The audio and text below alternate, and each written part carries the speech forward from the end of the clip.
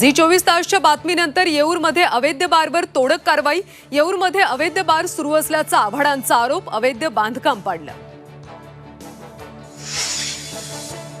विधान परिषदेत विरोधकांचा सभात्याग। सभापती बोलू देत नसल्याचा आरोप करत विरोधक आक्रमक। सभापतींचा धिक्कार असो अशा विरोधकांच्या घोषणा। लोणावळ्यातल्या भुशी डॅम प्रकरणाचे विधानसभेत पडसाद। दुर्घटनांसंदर्भात सरकार काय उपाययोजना करणार? नाना पटोलेंचा सवाल। सरकार निवेदन देणार असल्याची नार्वेकरांची माहिती।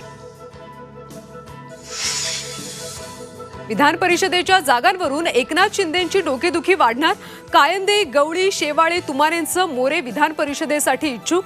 लोकसभेची उमेदवारी नाकारण्यामुळे पुनर्वसन करण्याची मागणी। सरकारनं 2.5 वर्षात 1,08,000 नोकऱ्या दिल्याचा देवेंद्र फडणवीसांचा दावा। गट क ची पदं एमपीएससीतून भरणार। याच अधिवेशनात पेपरफुटी विरोधात कायदा आणणार असल्याची दिली माहिती।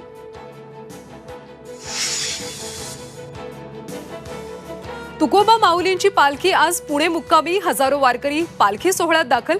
विठू रामाच्या गजरानं पुण्यनगरी दुमदुमली।